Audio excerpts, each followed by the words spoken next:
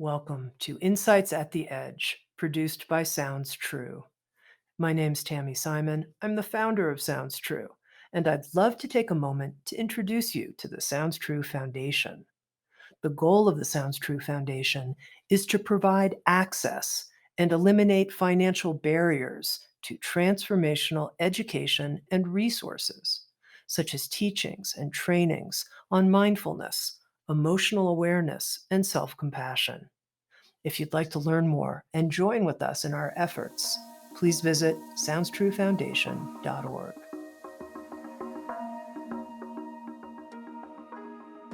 In this episode of Insights at the Edge, my guest is Cheryl Richardson. Cheryl is a New York Times bestselling author and self-care expert whose books include Take Time for Your Life and The Art of Extreme Self-Care. Her work has been covered on major television outlets like Good Morning America, The Today Show, and CBS This Morning. She was also team leader for the Lifestyle Makeover series on The Oprah Winfrey Show, and she joined Oprah on her Live Your Best Life nationwide tour. With Sounds True, Cheryl has created several audio learning series, including a new series called Self-Care for the Wisdom Years, Practical Ways to Celebrate the Mystery and Wonder of Aging. Cheryl and I talk about the transformation she has undergone in the last few years from being someone she refers to as a gladiator because she was so achievement-oriented to now being someone whose primary focus is living in presence. Here's my conversation with Cheryl Richardson.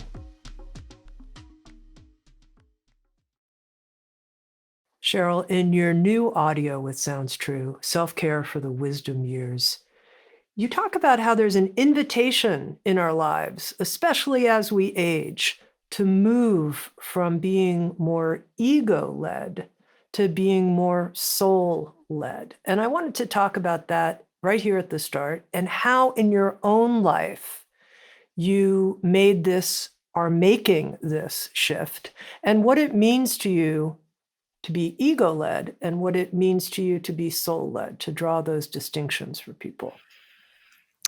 Sure.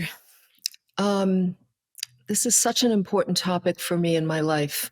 It has been in particular over the last 3 years.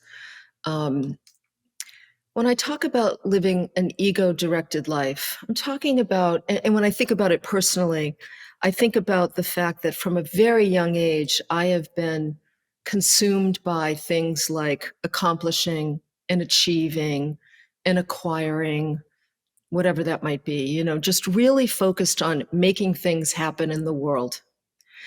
And when I reached my late 50s, I noticed that I just wasn't as happy as I used to be, number one. Number two, I was getting really tired, just kind of energetically tired.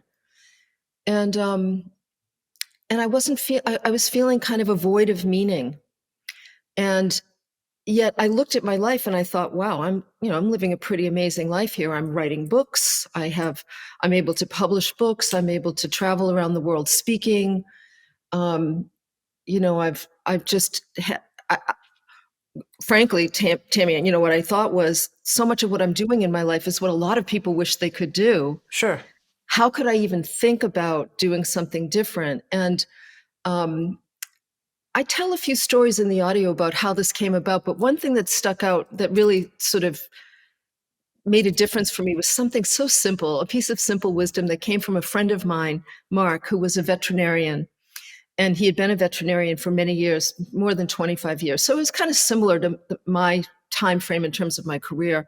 And we were sitting in my living room one day, and I was saying to him, I'm getting really tired. There's a part of me that just doesn't want to be on the road anymore, doesn't want to be speaking and doing television and all of that. And, I don't know what to do about this. Like, I was feeling really anxious about it. And he said to me, well, Cheryl, it makes complete sense. When you've done something and you've mastered it, you're supposed to move on to something else. And as a woman who probably values learning and growth over anything else, that really hit me. I thought, he's right. I have mastered this. I know how to do television. I know how to work under pressure. I feel very confident as a writer. I love writing. I've been writing since I was 12. I love speaking. I'm no longer afraid of public speaking. But something's missing from my life. And that's when I began.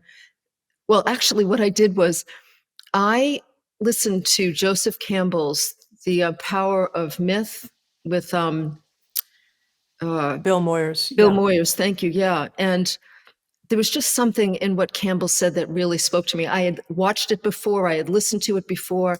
It's so beautiful how we can re-listen to things at different times in our lives um, and experience them differently. And, Joseph Campbell talked about the fact that when we get to midlife, we have to start identifying more with consciousness in our inner life than with our outer life. And that really spoke to me. I thought, my goodness, that's what's going on. And I've always been passionate about consciousness since I was a very young girl. And I realized it was time for me to take on a different kind of journey. And it wasn't until I hired a therapist slash mentor who was older than I was, and who was really wise. And he said to me, oh, you're making the shift now from an ego directed life to a soul directed life. It's going to be a bumpy ride, but I'll be there with you. And as we go through this process of dismantling this ego directed life, you're going to find that you're going to experience life in a very different way. And he was right. That's exactly what happened. Suddenly I went from accomplishing and achieving and acquiring to presence and pleasure and play, kicking and screaming for quite some time in the beginning. Today, I would say I've got a much better handle on it and I'm doing really well in that arena. But so we all get called to do that in some way. And it can happen with boredom. We just feel bored with our lives. Our suck it up muscles go slack and we can't just keep doing the same old thing anymore. And it can be very disorienting, but it is an invitation. Tell me about the kicking and screaming part. What specifically did you have to let go of or no longer bring forward? Well, things like watching colleagues of mine advancing and succeeding at things that I had succeeded in. So let me give you a very honest and specific example. I remember one day, one of my colleagues was going to film Oprah's Super Soul Sunday. Sure. And I remember feeling really jealous about that, really envious about that. Like, wait a minute, I want to do Super Soul Sunday. I know Oprah and, I've done her show many a times and I want to do that. And I recognized as I sat with that, I remember my mentor said something really helpful to me. He said, okay, I want you to play that out in your mind, sort of as an active imagination exercise. I want you to close your eyes and imagine that Oprah's called and asked you to come and do Super Soul Sunday. And I did that. I got really quiet. I closed my eyes and I imagined she was inviting me to do that. And I imagined myself packing my suitcase and booking the car and that whole deal. And I got to the airport in my mind and went, I don't want to do this. This is not what I want to do. And in that moment, I recognized, Tami, that was the ego hooking me. And I needed to just relax around that and let it unhook so that I could continue with this life that I was living. It's one example, but kicking and screaming the ego is so seductive. And let me just say, I don't see the ego as a bad thing, right? It's the personality. It's what we need in order to function in the world. It has served me incredibly well. But at some point in our lives, we have to recognize that we're not going to get from that personality, what some deeper part of us wants. And so there were many times where I would sort of get pulled into, I should be doing this project, or I should say yes to that, or wait a minute, there were so many activities that I was involved in my life, and I was suddenly starting to let them go. And so every time I said no to a speech, I questioned myself. Anytime I said no to an interview or to a writing project, there was always this voice going, you're going to become irrelevant. That was an important thing. You're going to become irrelevant. People aren't going to know who you are anymore. And I thought, okay, that's a really serious thing to consider, but what if I don't know who I am anymore? Like, that means more to me than the general public knowing who I am or colleagues knowing who I am. And I'm so grateful for that. I think it's because I got my butt into therapy when I was 19. And so I've been checking under the hood for a long time. And I became more interested in my inner life, as Joseph Campbell said, than my outer life. And as I stuck with the kicking and screaming and stayed true to the soul and got good support to do that, it became easier to recognize and to kind of live that way. Do you have an inner litmus test you use whether saying yes or saying no to something is the right soul-led way to proceed?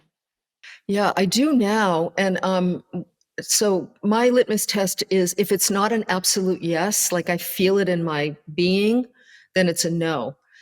I do want to say, though, that I've earned the right to be able to use that litmus test. And I'm very sensitive to the fact that there's a lot of people who are doing things they don't want to do, but they have to do them. And I was one of those people for a long time. But I also am grateful to have grown up with a father who taught me a lot about managing money and taking good care of business, so that I've reached a point in my life where I have the opportunity to make choices based on a soul level. So if it's not an absolute yes, then it's a no. And if you think about that litmus test, Tami, you can apply it to anything. If somebody invites me, I mean, I'm at the point now where if someone says to me, "Hey, Cheryl, do you want to come and like cold plunge in the ocean in the middle of January?" It's an absolute yes, because I've been doing it for a while and I love it. If somebody said to me, "Hey, we've got this big speech that's happening and this self-help conference and we really want you to be the keynote," it's probably a no. And I would know it right away. But if you said to me there's some speech related to bettering the earth, or some kind of humanitarian speech, that would probably be more of a yes than a no. I mean, that's something I would consider. So it's a part of like what's changing for me in my life at this time. Now, in Self-Care for the Wisdom Years, at one point you refer to your former self, your superachiever self, as a gladiator. And I thought, wow, that's really strong. And you also have this quote. You say, "We have to grieve who we were in order to welcome in who we are." And I Yes. wanted to understand more about that sense of grieving who we were and what that process has been like for you. You know, it might be that you're grieving being a mother, or grieving being a CEO, or grieving being um, a daughter or a son, right? You suddenly lose your parents. We have multiple identities as we go through life. And certainly for me, I have grieved this big life that I lived, grieved. I still, till this day, I used to love being on stage, feeling a connection with the audience because it was a flow state for me. And I grieve that. Yet the cost of doing that, for the most part, is too high. So every now and then that will come up for me again, or I grieve the exciting life, especially during the pandemic, grieve the exciting life of getting on an airplane and going someplace new and hanging out with colleagues. And um, uh, so much of the grieving relates to the identity, the personality. But then there are times, Tami, where I'll be sitting on my back deck and a hummingbird will come up out of nowhere and you know suddenly just be right in front of me, just hovering in the air, and it feels exhilarating and so exciting. And I think, I'll take that. Like that's kind of a balm for the grief. I think we all grieve in different ways. I think it's so important to be respectful of each other's grieving process. I think what's really hard for people is to actually sit in that grief. It's not hard for me anymore. It used to be a little bit, but it's not. I actually am comfortable. Grief is a doorway to the soul. And when we allow ourselves to really feel the loss of what was, you have to be able to do that if you want to move on with your life. And let me also say this. Part of the motivating factor for me is seeing my parents die, seeing my father die, or seeing my mother age, seeing other people in my life age who haven't really built a relationship with their inner lives, who are so invested in their outer lives that it feels tragic and terrifying to get to the end of their lives. And I don't want to do that. I don't want to do that. The longer I invest in my own inner experience, and the more I'm willing to grieve what was in order to welcome in what is, well, actually, let me say that differently. It's not a strategy. I'm not actively grieving what was so that I can get something next. That's the Yeah. gladiator talking. Yeah. It's really the more I can just be present to life, the more everything just seems to work and the more meaningful and rich life is. Hmm. Makes sense to me because that richness and that meaningfulness, to use the phrase you used, is coming from your inner life. That's right. That's right. I mean, the other thing I love that Joseph Campbell said was he talked about how so many people think they're looking for meaning. I did too. But really, what we're looking for is aliveness, a sense of being like plugged into life, right? Feeling a sense of adventure and a connection to our inner lives. And it's how to do that is exactly what the program's all about, right? How do we begin to develop a relationship with our inner lives and live a more soul directed life? As we do that, life becomes an exciting adventure. And I'll tell you, death becomes a lot less scary because you tap into something much greater than our physical existence. And consciousness is powerful. And when we have the experience of being more focused on ourselves as conscious beings, there's a whole other interesting, exciting, alive life just waiting if people would slow down, stop long enough, and invest the time and energy into um, their inner selves. Yeah, I mean, just to highlight this for a moment, what you're saying is that you started at a certain point in your life to experience a greater sense of aliveness from watching a hummingbird in your backyard, for example, just an example, Yes, than getting on a plane and traveling and being in front of 4,000 people who gave you a standing ovation because of the yes, energy and effort, and that it wasn't aligned anymore. It just that's right. wasn't aligned anymore for That's you. exactly right. I mean, I remember the day, and I think I wrote a blog about it, the day that that happened with the hummingbird. My husband and I were sitting on the deck, and I remember thinking to myself, this feels better than the day I found out that I hit the New York Times list for the very Wow. first time. Wow. Like, because of where I was in my life, it felt better than that. I couldn't have appreciated it years earlier. But today it was a signal for me. You're absolutely right. It was like, whoa, sweetheart, if there's some kind of a deep payoff here, just from sitting on your deck watching a hummingbird, you need to pay attention to this. And so now it's, an extraordinary sunrise or wonderful, meaningful, fun conversations with friends, jumping in the cold water, which I love to do. And, nature for me has a lot to do with that sense of presence. It's really all about presence, as I said, presence and pleasure. And there's a way in which, Tammy, I feel like we have to stop pretending that we're going to be here forever. Like in our culture, we don't face death. That's why I talk a lot about mortality in the beginning of the program. Like, you're not going to be here forever. So at some point, regardless of your life circumstances, you've got to make a decision that the quality of your life and the quality of your inner life is going to matter more than all the craziness going on outside of you. And that's kind of my rallying call, is Yeah. Well, I want to talk to you more about that because I think we hear a lot from people, the value of facing our mortality. You say, you need to recognize that your life has an expiration date. And honestly, I get it. And, I was part of a meditation tradition, just to share for a moment, where death is real was one of the sentences that we studied again and again and again. However, it becomes kind of, I don't know, conceptual or something. Like then I go about my life as, 60 is the new 50 and, now I can live to 100, even though I know conceptually that death could come at any moment and you never know when it's going to happen.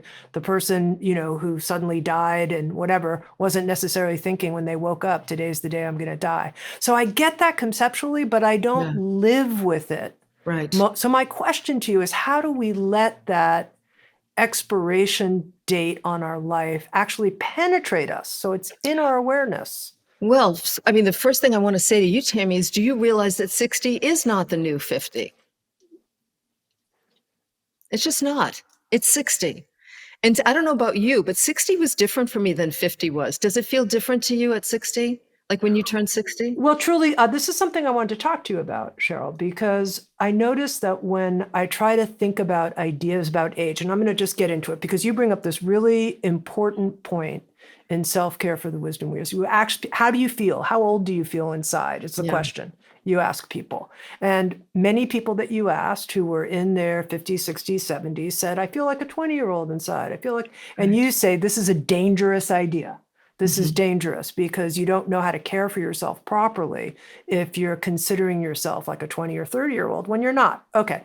So I got that, but I had this other kind of complicating thought come into my mind, which is, people will tell you a lot of things about what you're supposed to feel like when you're 60, et cetera. And in some ways, I'm in the best health of my life, actually. Me I'm too. taking better care of myself. And so I don't want to fill myself with notions that as I get older, I'm supposed to mirror the culture's view of aging. So I'm trying to have an inner way of looking at it. So I'd love more clarification on this. Well, we could talk about this for a long time. I mean, let me just say that the culture actually glorifies youth. So, and one of the ways that I think we can trip people up is when I mean, God, there's like 7 things I want to say all at once. You can take your time and say all Yeah, 7. yeah. I think that I'm not suggesting really what I'm doing right now is there's something you said that made me think of something important and I can't remember it. So I'm going to just affirm it's going to come back. Um, I think that we do live in a culture that glorifies youth. I would agree with you that I'm in better shape today because I made a conscious decision that I wanted to live a high quality life going into my later years. When I turned 60, I was much more, it was clear to me I'm on the back nine, right? I can't pretend, this is me. I can't pretend I'm at midlife. I'm now beyond midlife. And there's a real advantage to recognizing that, right? To recognizing that we have limited time. I think I say during the program at one point, uh, every now and then I will stop and say to myself, Cheryl, if this were the last week of your life, are you happy with how you're spending it? I'll literally look at my calendar. And if there's anything on the calendar that I don't want to be doing, I'll get rid of it as a Wow. way to kind of keep that idea of mortality in place. And I do that sometimes if I'm feeling frustrated during the day, I'll say to myself, okay, sweetheart, I call myself sweetheart a lot. All right, sweetheart, what's going on? Like, what are you doing that you really don't want to be doing? Because one of the advantages of facing the reality that we have a limited amount of time left is you get really choosy about what you do and what you don't do. And it makes it easier to say no. And people, especially women who I've worked with for years who struggle with saying no, suddenly find they've got some courage muscles that show up and they're able to just say no. So I actually think when you say, I don't want to buy into the cultural belief that, I know what I was going to say. I don't want to buy into the cultural belief that about aging. The cultural belief about aging is we're going to live forever and you can like look like a 25-year-old forever from my perspective. Now it's interesting. You brought up, this is what I was going to say. You brought up that exercise that I talked about that I did with an audience where I asked them how old they were. We are timeless. The soul is timeless, right? So if I were to ask you to go back to when you were 10 or 12 years old and just notice the being that lives inside, is that being any different than who you are today? You'd probably say no, right? The soul is timeless in that way. But what I was talking about was that we were looking at it through the lens of aging, and so many of these people, they're thinking that they were 25 and 30 and 35 was a part of the problem of not recognizing, oh, you know what? My body isn't a 25-year-old. And honestly, Tami, most people are not in their best shape at 60 years old. So it's like, wait a minute. And this is why I did the program. Like, what do you need to do to take care of your body? What do you need to do to take care of your physical environment? How do you protect your energy? what are some of the things draining your energy that it's time to let go of? This is the beauty of facing our mortality and the reality that um, we I believe the culture keeps reinforcing, oh, you're going to live forever. Oh, you can still, for years I told people Louise Hay started Hay House when she was 60 years old. Now, I've thought about that a lot as I've gone through this process of living a more inner directed life. I don't want to start a company at 60 years old. Like, no, I'm not saying there's anything wrong with that. And who knows, I could change my mind a year from now. But we need to look for role models that embrace the surrender of the glorifying the outside world and youth, and instead brace the inner life, like Marion Woodman. I'm sure you remember Marion Woodman, who was an important mentor of mine as a young woman, who still influences me till this day. She was a passionate advocate for the soul at the expense of everything else. I want to pick up a thread because I was curious to know how you keep the fact of our expiration date in your consciousness. And you said one thing, you imagine that Yes. this is the last week of your life and you look at your calendar. That's very radical, Cheryl. I don't know if I was looking at my calendar and I looked at a lot of the meetings and things I have, I don't know what I'd say if I thought it was the last week of my life. Well, that's something to check out then, isn't it? I mean, Yeah. this is what I'm talking. It is radical, and I want it to be radical. I want it to be that you talked about being of a meditation practice where you would contemplate death, right? I have laid in bed in the morning and imagined that I was dying.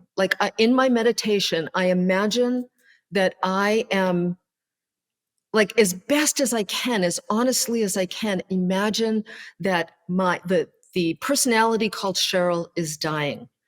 And I've had amazing dreams where I'm a big dream work person. I've been doing them for 30 years. And I've had wonderful dreams where I've died and then seen the consciousness go on. I mean, so I contemplate that. I contemplate my death. Um, I am a voice in my family for the reality that as we get older into our 80s and 90s, we naturally start to withdraw our energy from the outer world, and sometimes the body forces that. So I bring it into conversations. I mean, my husband Michael and I have conversations with friends where we'll talk about, so have you thought about your death lately? Like just bringing it more into our lives. Now, I know it might sound morbid, and I don't know, there's something really interesting to me about contemplating your death. Maybe it's just this whole process that I'm talking about, Tami, is I'm just not as afraid of it. And so I would challenge you to look at your calendar, because when we get to our 60s, especially and beyond, if we're not really intentionally looking at how we're spending our time and energy, we may live to regret it later on. Because you get one shot at this particular lifetime with the kind of aliveness and pleasure and play and adventure that you can experience towards the end of your life. And, I've been with people when they've been dying. I was with Debbie Ford. I talked about that in this program and the powerful impact that had on me. I mean, literally, she's on her deathbed. She's about to go. She was a dear friend of mine. And she says to me, stop doing things that bore you. Facebook fans doesn't matter. Best-selling books doesn't matter. Stop doing things that bore you. And then she went through a whole list of things that bored her, just as to give me specific examples. And I never forgot that. It's very powerful, of course, when you're with someone at their deathbed. And that's the other thing I would say is, if you have a chance to do that, please do it. Mm-hmm. Please do it. Keep your eyes open. And, my friends and family know that if someone's dying, I'm the gal to call, because it's a very sacred experience, and it will keep you connected to the reality that we're not going to be here forever. Mm-hmm. I hope I don't sound morbid. You mentioned no, you can't be morbid with me. That will never come up for me. You mentioned that your relationship to death has changed, that you don't Yes. feel the same kind of fear. How do you feel about the prospect of dying? I would say there's like 20% of me is really excited to see what happens. When I Well, look what's at, going on? What's going on with the other 80%? I'm still like not so sure. Uh-huh. Still Okay. not so sure, but to me, that's a great accomplishment that I mean, not accomplishment. Listen to me. See, there's the gladiator, right? To me, it's very interesting when I notice that the more I contemplate death, it's like anything, Tammy. The more we talk about something, the more we experience something, the more we explore something, the less charge it has. That's really what it is. And so I would say, really, there's like 20 or 25% of me that is like, wow, I'm really kind of excited to see what happens. And I've studied a lot of different spiritual traditions, and I have since I was very young. And I believe when I look at the wisdom, the great masters who have lived, and some pretty incredible people that I've had the privilege to meet, I I have no doubt that there is something beyond this physical existence, and I don't know what it is, but I know it's higher than what we have here. And so um, I am more able to talk about it. I'm more able to consider it. There are times where I'll wake up in the morning and I'll lay in bed and I'll think, I could die today. This could be my last day. Um, and how do I feel about that? And in the beginning, it scared the crap out of me, honestly, like to just lay there and think, this could be my last day on earth. Or to see a loved one and watch them leave the house and think, that could be his last day on earth. And there's something so immediate and important, and there's a connection to love that happens when we keep the reality of that up close and personal. I think I'm a better human being because of that. I'm able to self-regulate a lot better. I'm able to let a lot of stuff go. I'm very well. I've been immersed in the last 2.5 years in a daily meditation practice and bringing meditation into my daily life so that I'm noticing myself. I'm noticing the personality all the time. And it makes life and aging a really exciting adventure, not something scary. I'd love to know what inspired you to start a daily meditation practice, to really commit to it, and then specifically what changes you've seen. Well, I'll tell you, on January 1st, 2020, I made a decision that I was going to meditate every single day, whether it was for 2 minutes or 20 minutes or 2 hours. And I've meditated off and on over the years. I've gone to silent retreats and made myself insane. I've gone to silent retreats and enjoyed it. But I'll tell you, I was very much inspired, Tammy, by Michael Singer Hmm. and by his program that you did with Sounds True. Mhm. Remind me the name. Living The from Surrender? living from a place of surrender, Yes. the series, yeah. Yep. I had started watching that series the year before, and I don't know, Michael. I know you do, and but I feel like truth speaks for itself, and he's a man who walks his talk, and I appreciate that in a teacher. And so I went through that program, the Sounds True program, and I was really influenced by it. And on January 1st, I decided I was going to meditate every day, and I went from 5 minutes. It was really I started out with 10 minutes a day, and then I went from 10 minutes to 15 minutes. And then sometimes it was twice a day for 10 or 15 minutes. And sometimes it was, over time, I'd say the first 3 months, it was really hard to stick with it, but I tracked it, which is important because what we track, we stick to. So every night I had a little book next to my bed and I would track that I meditated, how many times, for how long, just as a way of keeping myself motivated. And oh my gosh, how has my life changed? I I just I understand what it means to surrender. I understand, I'm more patient. I'm more present for people and for myself, especially. I have really truthfully discovered something that Michael Singer says over and over again in his teachings, that life kind of handles itself when you get out of the way, when you stop bothering yourself with your mind. And I have had unbelievable, simple little experiences of being faced with a problem and just deciding, I'm going to just come back to being present. I'm not going to engage with it. I'm not going to try and fix it. I'm just going to come back to this moment. And 80% of the time, problems handle themselves. I don't have to do a damn thing. And I remember the day, it was probably 8 months into my meditation practice when I was standing in the kitchen washing dishes, and I was having an argument with somebody in my head. And I noticed that I was having an argument with somebody, and I went, Cheryl, look at you. Look at what you're doing. You are on the crazy train, and it's time to get off. And that's what I call it, getting on the crazy train. And then I noticed, and I thought, look at that. My meditation is now seeping into my daily life. And that became a kind of new introduction to, oh, how am I going to be present?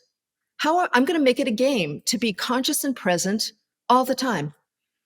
Now, of course, that's a big ask, right? And it's not easy to do. But I'll tell you, I have made a lot of progress, and my life is so much better because of it. And I think it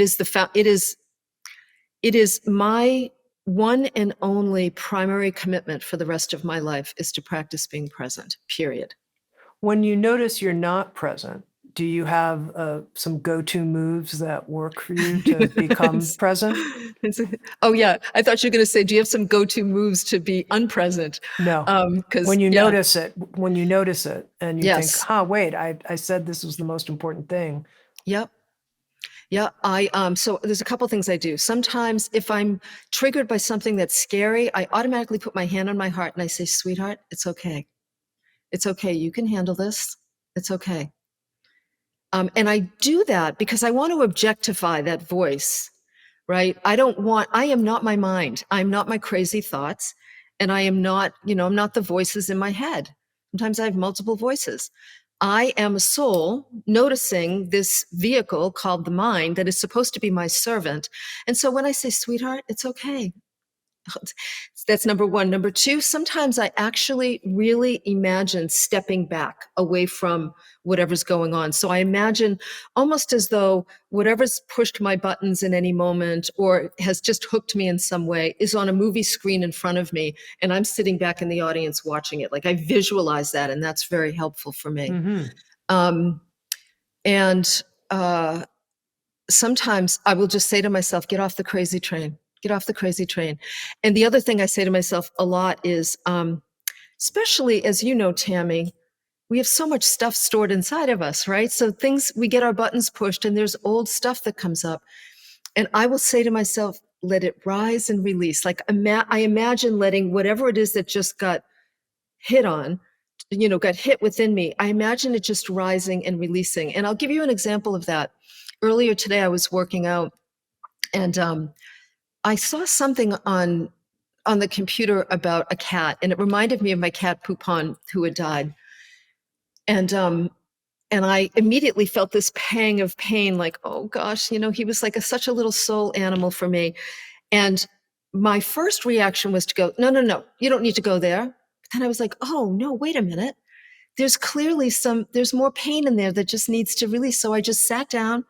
And I said, I'm going to allow this pain to just come up and I'm going to release it, allow it to rise and release it.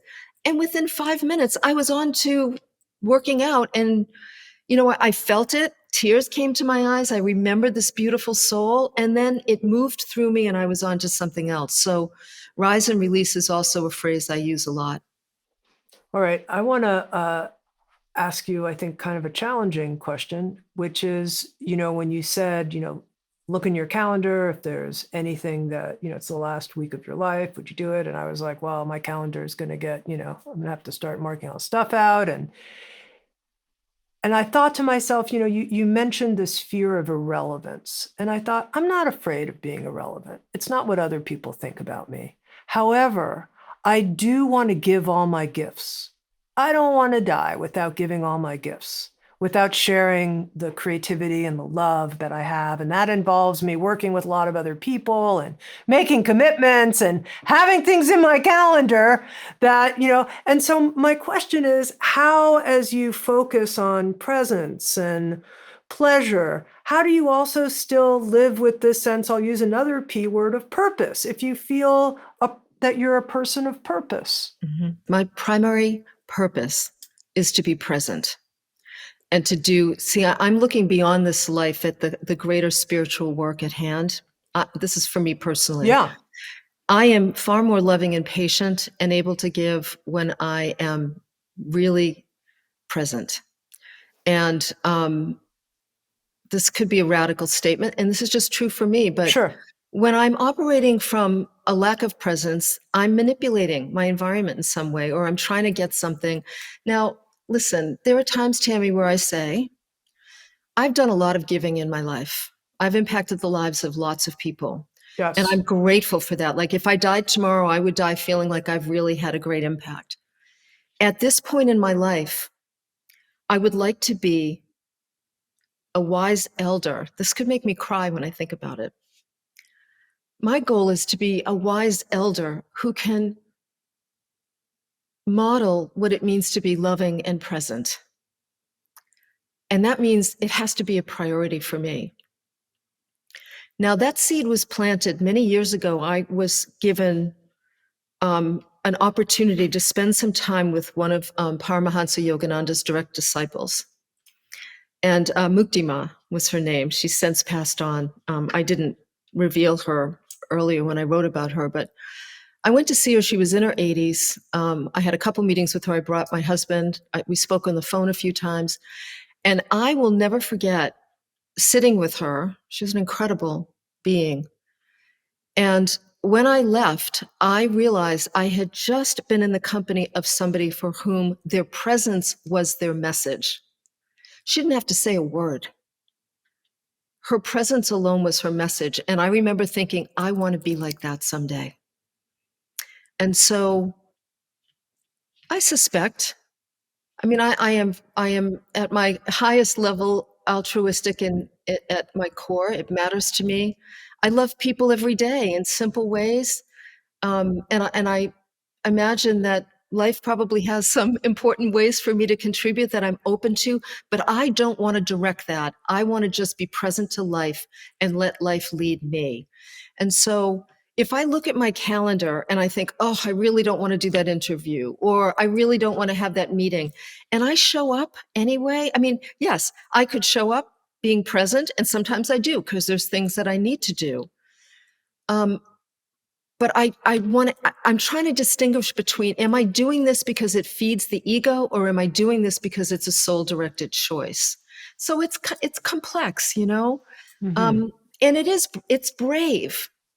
I mean, think about what you just said is so important, Tammy, when you said, Cheryl, if I look at my calendar, there's a whole bunch of meetings. Yeah, it's a brave act.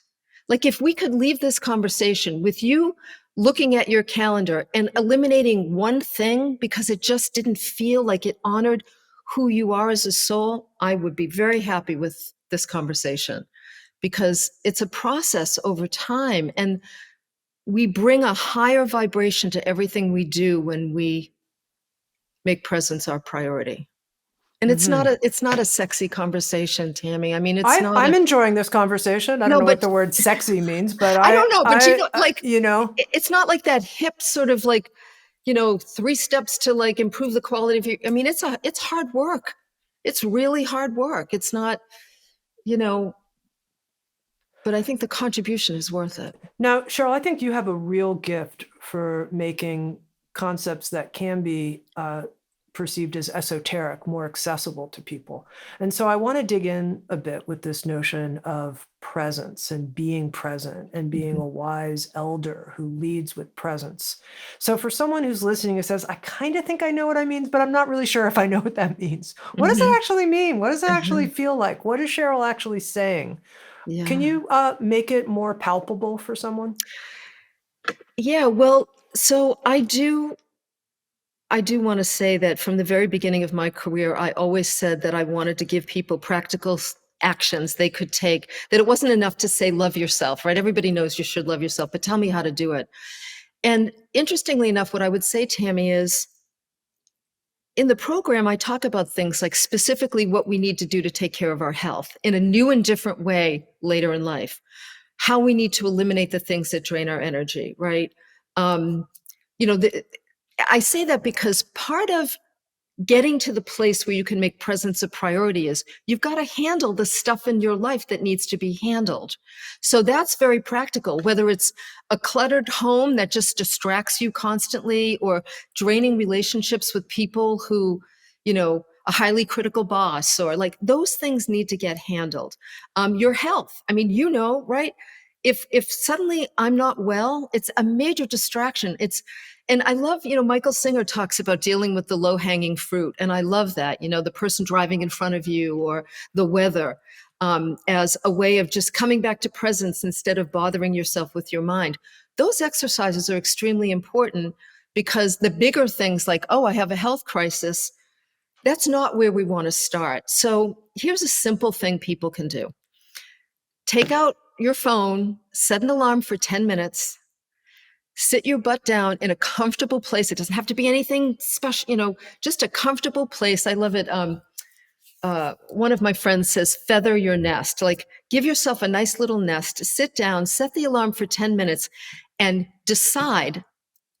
Let your soul decide you are not getting up until that alarm goes off. So the minute you set that alarm and you sit down, here's what's going to happen. The mind's going to go, did I turn the stove off? Oh, shoot, I forgot to send that email back to so-and-so. Oh gosh, I didn't let the dog out. Like, there's a million things the mind's going to try and do to distract you. And your job is to say to your mind, to notice it, and to simply say to your mind, sweetheart, we're not going anywhere until that alarm goes off. And I would tell people I would invite people to practice that every day for 3 months, just 10 minutes. That's all. And the idea is to objectify the mind, right? To begin to see, I am the soul, the subject, the mind is the object, and it's going to do everything in its power to get me on the crazy train. I mean, I remember when I first started practicing this, Tami, I'll never forget, there was a time I was sitting in a chair meditating, and I was so mean to myself during this meditation that I literally started crying. And I thought, wow, this is why people don't meditate. This is why people don't like quiet, because we are so hard on ourselves that we don't want to be alone with that voice. And so the 10 minutes a day is teaching you to build a relationship with yourself as the soul by just observing the voice. And when it starts going down the path that it's going to go down, and it's really clever, by the way, really clever. Like, my voice will say things like, oh my gosh, did you close the window? One of your cats might get out. Like, it'll try and frighten me into moving. But I'm onto it now, and I know better. And so being able to say, no, no, no, no, no, we're staying right here. That simple step can transform your life. It transformed mine. It really has. And number one. Number two, anytime you find yourself feeling aggravated about anything, just stop and say to yourself, I'm aggravating myself with my thoughts. Look at me. I am aggravating myself with my thoughts right now.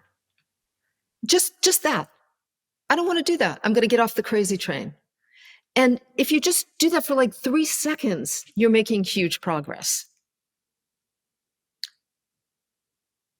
So yeah, those are, that 10-minute meditation, and track it, by the way, really important to track it. Get yourself a little notebook. We really do tend to stick to the things that we track. So get yourself a little notebook, and every night before you go to bed, and if you go to bed and you haven't meditated, that's okay. Close your eyes and meditate in bed. If you fall asleep, it just means you're tired. That's okay. But just begin to make it a practice that you track. Cheryl, one of the things that occurred to me as you were talking is, we can talk about being present with sensations or our breath or sitting in a chair. But if you're sitting in a chair and the room is like a supreme mess and a cockroach is, crawling over your foot, and you're starting to tune into your body and you feel terrible inside because you have indigestion, whatever, you haven't taken care of eating food that supports you. It's hard to be present. So you're really Yes. addressing people in self-care for the wisdom years to these factors, the Yes. conditions that support presence. That's really Yes. important. It's really important. And it's, looking at our finances, right? Making sure that we're taking care of our finances, all of the things that will distract us from the most important practice, which is presence. And so, but I would say this, if you're sitting there and you're trying to meditate and the indigestion starts, then meditate for 2 minutes, but at least give yourself a chance to hang in there anyway because the mind's going to go, Oh, Cheryl, honey, you've got indigestion. This isn't good. You probably should go to the bathroom right now. No, I'm going to just stay here for at least another minute. Like begin again. We're learning to separate the personality, which is mind driven, from the soul. It's the basis of the whole program. Because eventually what I find is, things that I used to do all the time that I thought were important are so unimportant to me now. Some of the people I used to hang out with are not the people for me to be hanging out with right now. I love them and I bless them, but it's just not the same anymore.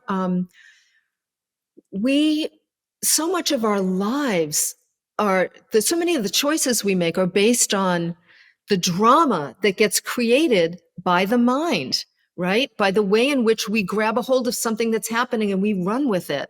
And then we usually have people around us who do the same thing. And before you know it, we're all running with it together. And it looks like it's a compelling party when in fact it's just, you're all on the crazy train together. And that's a dangerous vehicle to be on, you know? Now, one of the things that impresses me is that through the course of your life, you have committed yourself to figuring out how to be kind to yourself.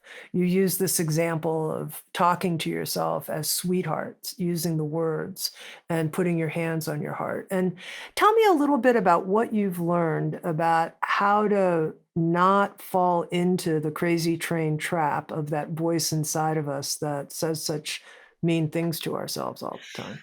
I'm glad you said that, Tammy, because that has been another huge benefit of a daily meditation practice.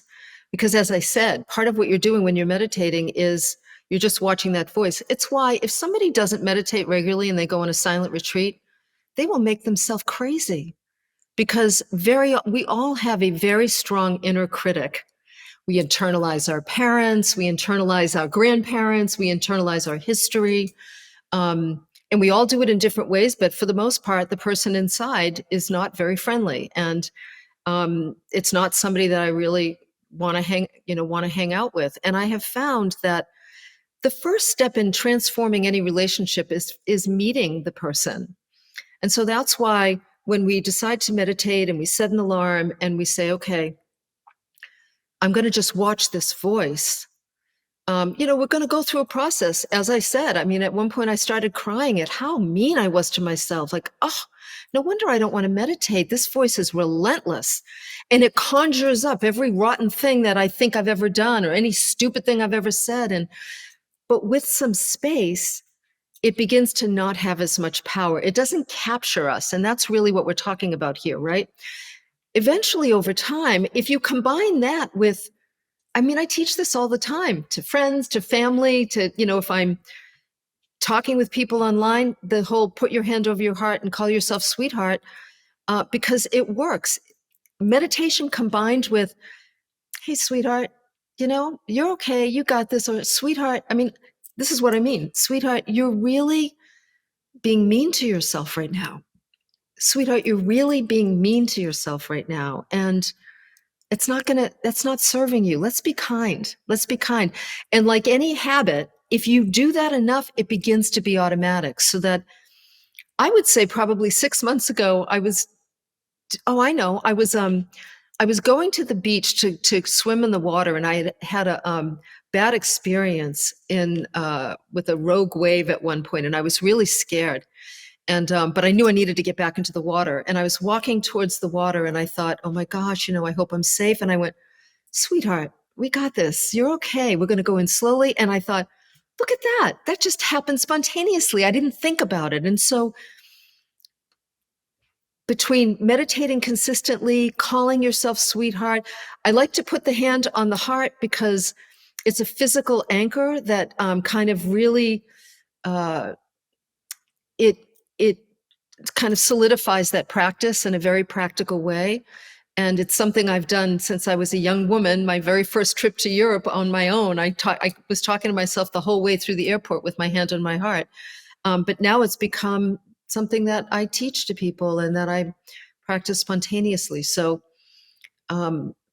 we are not very good companions. The mind is, if you think about it, our mind is just a complete amalgamation of every scary thing that ever happened, every unfinished piece of business that ever happened. And because of our reptilian brains, the first place we go to in our minds are the scary things. And so we've got to counteract that with a loving presence. And you're the only one that can do that, by the way. Other people can be loving, and that's great, but Sure. it's a game changer when you do it with yourself. Hmm. Now, Cheryl, one of the things I wanted to bring forward a little bit more into the light here is at one point you were talking about how being a wise presence is the most important thing to you. And it's like you were looking at your life from a bigger perspective, not just a singular lifetime, if you will. That's what I heard you kind of pointing to. Like, I'm not just looking at what I'm going to accomplish in X number of years, but there's some bigger view that I'm holding. And I wanted to understand more what that bigger view is. Mhm. Well, when I talk about being a wise elder, I think really what I mean is a present elder. And the goal for me, okay, so the bigger thing is, and I have felt this, and I have felt this especially in the last year, there is a stream of loving energy that is profoundly healing and profoundly unifying. And I've been blessed to feel that in glimmers here and there. And I feel that when I am present, when I am not attached to anything. And so when I talk about being a wise elder, I'm talking about, if I'm going to have conversations with people, I want to do my best to be as authentic as I can. I don't want to manage your perceptions in any way, shape, or form. And most of us spend all of our lives managing the perception of others. I want to say the right thing. I want to appear smart. I want to appear confident, whatever it might be. I want to be present. And I want to be present without any other agenda or any voice going on while you're talking. I mean, I got a long way to go, Tami. This is a lifelong commitment. And I don't know, it's just the only thing that matters to me now. And so it's not that I want to be a wise elder. I'm just saying that I will say, I think we need more wise elders. Like, we just do. Sure. Um, but I don't want to be that person. I want to embody that person. I Sure. want to just, yeah. What I want to know about is this stream that you pointed to, that you can sometimes feel, what that feels like. It feels like the most beautiful flow state. It feels like it's that feeling you get sometimes when you watch a video, right? There's like all of these like websites that show videos of people doing good things, and you see, you just get this feeling of a unifying love that is, so let me think, I'm going to try and, it's so hard to put it into words, but it's the feeling I got when I saw the hummingbird and I felt a deep connection to nature, capital N, and to love. Like, there was no separation between myself and the hummingbird. There was this stream of energy, this stream of creative, loving energy that connects all of us. And I believe that firmly. And that's what I want. That's what I want to experience in life.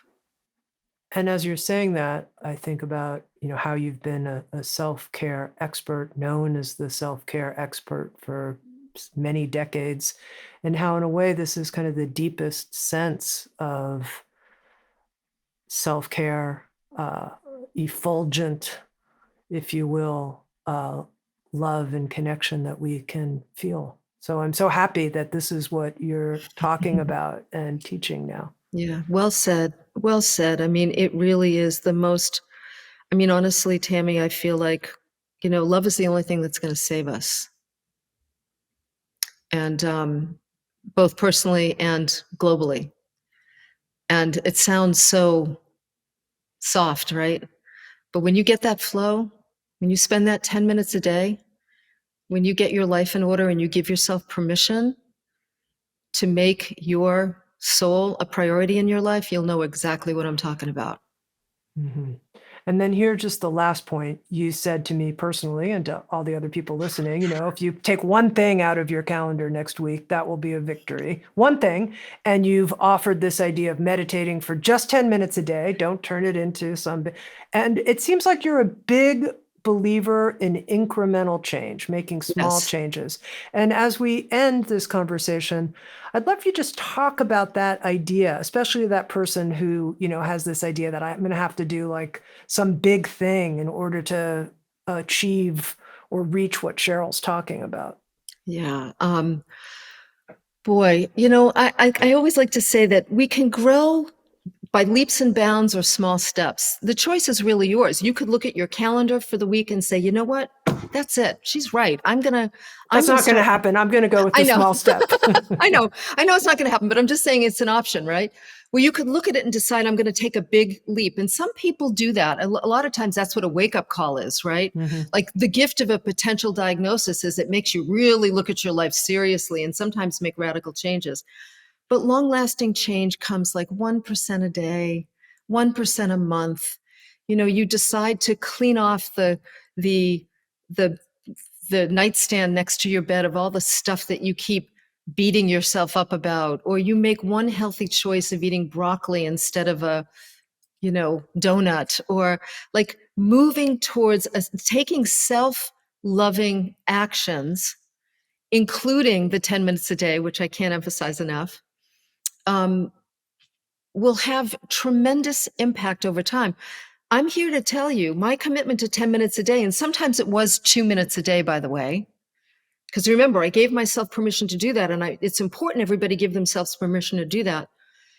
Exponentially over time, that one simple step, by the end of the first year, I was not the same human being for 10 minutes a day.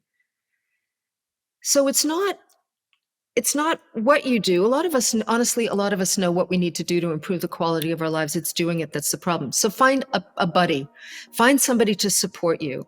I made an announcement of what I was doing to the people closest to me, and I talked about it a lot. I didn't do it as a way to like, you hold me accountable. I held myself accountable, but get somebody else who wants to just wants to take it on as well, and then support each other by tracking it together.